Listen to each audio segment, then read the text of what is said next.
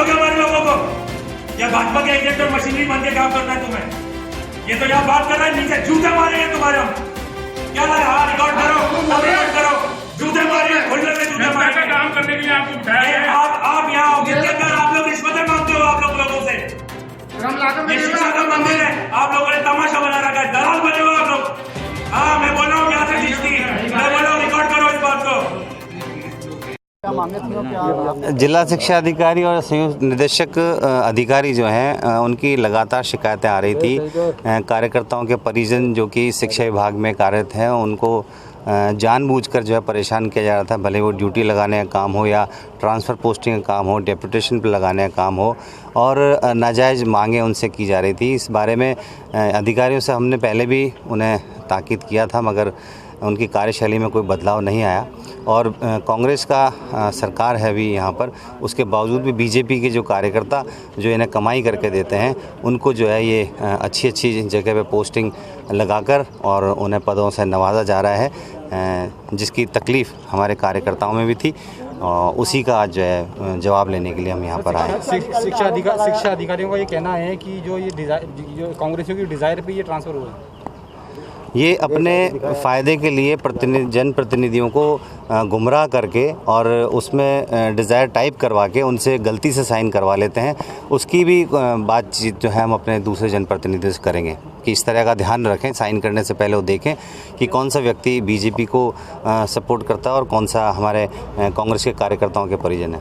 शिक्षा अधिकारी ने आरोप लगाया कि जबरन आप अंदर आरोप है, जब आरोप ऐसा कुछ भी नहीं है, उनको सब इत्तला थी और हम शालीनता तरीके से अंदर घुसे बातचीत करके और हम वापस अपनी वार्ता उन तक पहुंचा के और हम वापस आ गए। यह काउंसलिंग का है, समयबद्ध कार्यक्रम है और पूरे राजस्थान में ये कार्यक्रम चल रहा है, तो इसमें किसी प्रकार की व्याधा ना हो, इसमें किसी तरह का कोई विघ्न उत्पन्न ना हो, इसलिए मैंने SHO साहब को निवेदन किया और उन्होंने पुलिस फोर्स भेजी। और इसी का परिणाम है कि अभी हमारी इस काउंसलिंग में किसी तरह की बाधा उपलब्ध नहीं हुई है। और जो भी माननीय हेमंत जी भाटी को कहना था वो अपनी बात कह करके चले गए हैं, और उन्होंने जो बात कही है लिखित में उसका हम 7 दिन में उनको जवाब दे देंगे।